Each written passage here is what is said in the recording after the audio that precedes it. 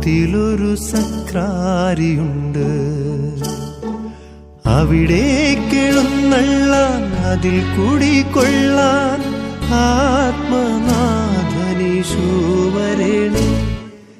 ആത്മാവിൽ ഒരു പള്ളിയുണ്ട്, അതിലൊരു സക്രാരിയുണ്ട്. അവിടേക്കെഴുന്നള്ളാൻ അതിൽ കുടികൊള്ളാൻ ആത്മനാഥനീശു വരണേ. ദൈവത്തിൻ്റെ അതിപരിശുദ്ധ നാമം വാഴ്ത്തപ്പെടുമാറാകട്ടെ. ഈ നല്ല വിശുദ്ധ പ്രഭാതത്തിനായി ദൈവത്തിന് സ്തോത്രം പറയുന്നു. ഇന്ന് നോമ്പിൻ്റെ 19-ാം ദിനം. ഈ സ്ഥലം എത്ര ഭയങ്കരം!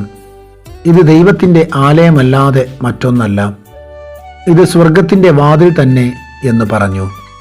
ഉൽപ്പത്തി പുസ്തകം 28-ാം അധ്യായം 17-ാം വാക്യം. ദൈവത്തിൻ്റെ വാസസ്ഥലമാണ് ദേവാലയം. പ്രാർത്ഥനയുടെയും വിശുദ്ധ ആരാധനകളുടെയും ഇടമാണ് ആലയം. ദൈവത്തിൻ്റെ ദൂതന്മാർ കയറുകയും ഇറങ്ങുകയും ചെയ്യുന്ന ഒരിടം. യഹോവ ഈ സ്ഥലത്തുണ്ട്, സത്യം, ഞാനോ അത് അറിഞ്ഞില്ല. ദേവാലയം ദൈവാരാധനയെ ലക്ഷ്യമാക്കി മാത്രം പണിയപ്പെട്ടതാണ്. അത് പ്രാർത്ഥനയുടെ ഭവനമാണ്.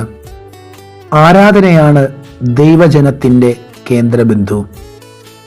മനുഷ്യർ തങ്ങളുടെ പരിമിതികളെക്കുറിച്ച് ബോധമില്ലാതെ പോകുന്നത് കൊണ്ടാണ് ചിലരെങ്കിലും പറയുന്നത് കേട്ടിട്ടുണ്ട്, എനിക്ക് ഏത് സ്ഥലത്തും ദൈവത്തെ ആരാധിപ്പാൻ കഴിയും, ദേവാലയത്തിൻ്റെ ആവശ്യം ഇല്ല എന്ന് കേൾക്കുന്നവരുണ്ട്, പറയുന്നവരുണ്ട്. നമ്മുടെ പരിമിതിയെക്കുറിച്ച് ബോധ്യമില്ലാത്തത് കൊണ്ടാണ് അങ്ങനെ നാം പറയുന്നതും കേൾക്കുന്നതും. ദൈവത്തെ ആരാധിപ്പാൻ ഏത് സ്ഥലത്തും ഒരു ആരാധന സാധ്യമല്ല. നമുക്ക് ആരാധനയ്ക്ക് അനുകൂലമായ സാഹചര്യമുണ്ടാവണം, സ്ഥലമുണ്ടാകണം, ഒരു ആലയം ഉണ്ടായിരിക്കണം. യഥാർത്ഥ ആരാധന സമർപ്പിക്കുവാൻ കഴിയുന്നത് അപ്പോഴാണ്. അങ്ങനെ ആലയ വിചാരത്തിന് ഈ നോമ്പ് നാളുകളിൽ നമുക്ക് കാതോർക്കാം. നോമ്പ് എന്നുള്ളത് ആലയത്തിൻ്റെ പ്രാധാന്യം കൽപ്പിക്കുന്ന ഒന്നാണ്. എപ്രകാരമാണ് ദൈവത്തെ ആരാധിക്കുന്നതെന്നും ആലയത്തിൽ നാം എങ്ങനെ ആയിരിക്കണമെന്നും ഈ നോമ്പ് നാളുകളിൽ നാം ചിന്തിക്കേണ്ടത് ആവശ്യമാണ്. മനുഷ്യൻ തങ്ങളുടെ പരിമിതികളെ കുറിച്ച് ബോധ്യപ്പെടുമ്പോൾ പലപ്പോഴും ദൈവത്തെ ആരാധിപ്പാൻ കഴിയാതെ, ആലയത്തിൽ ദർശിപ്പാൻ കഴിയാതെ നാം ഭവനങ്ങളിൽ നമ്മുടേതായ സ്വന്ത കാര്യങ്ങളിൽ നാം നമ്മുടെ സമയം ചെലവിടുമ്പോൾ, ഈ നോമ്പ് നാളുകളിൽ പ്രിയരെ നാം ബോധ്യപ്പെടേണ്ടത് ആലയം അത് അനുഗ്രഹത്തിൻ്റെ കവാടമാണ്. ആലയം അത് രക്ഷയുടെ കവാടമാണ്. മണിനാദം കേൾക്കുമ്പോൾ ദൈവാലയത്തിൽ കടന്നു ചെന്ന് ദൈവത്തെ ആരാധിക്കുന്നതിലൂടെ നമ്മുടെ നോമ്പ് ദിനങ്ങൾ അർത്ഥവത്താവുന്നു.